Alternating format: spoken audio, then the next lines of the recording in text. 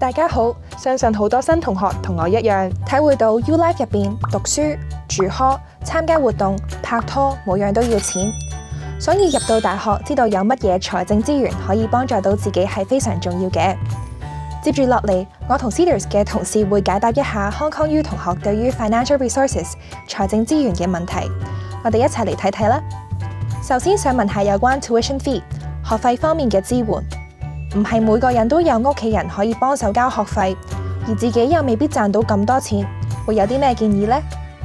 同學第一步可以申請政府嘅學生資助計劃，即係 TSFS， 包括助學金同貸款，即係大家平時所講嘅 grant 同 loan。grant 就係用嚟支援你嘅學費同埋學習支出，而 loan 就係要嚟補助你嘅生活費用。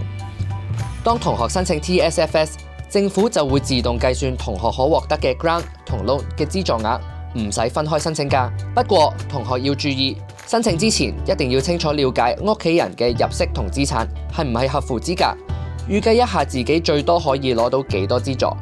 仲有最重要係記得交齊所有文件，因為如果文件交唔齊，申請就會唔成功，拎唔到資助㗎啦。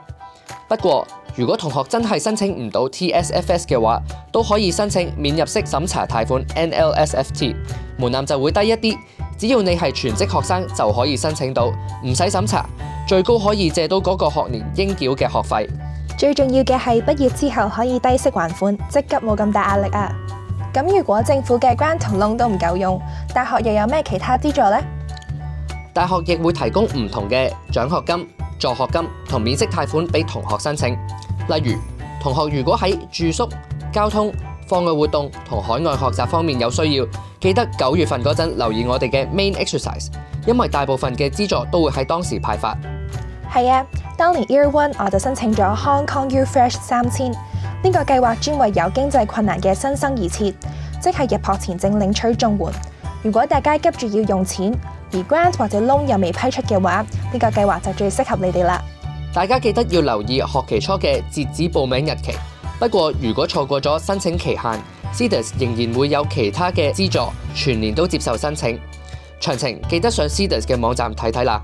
咁如果同學想喺課餘時間充實自己，例如出國交流、參加比賽或者參與校外活動，佢哋又有咩資助可以申請呢？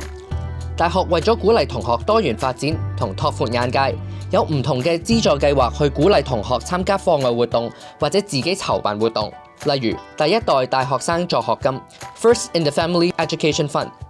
同學如果想自己組織義務工作嘅話，就可以申請其他嘅資助計劃，例如楊德明、黃鳳英志願服務基金等等。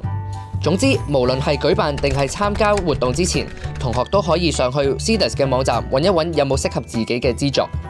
好啦，今日就同大家分享到呢度。同學如果想知道更多資料，可以上返 Cedars 嘅網頁睇下。而 Cedars 嘅 YouTube Channel 亦會定期更新不同嘅資訊俾大家。大家記得要 like、share 呢條片同 subscribe 呢個 channel啊！拜拜。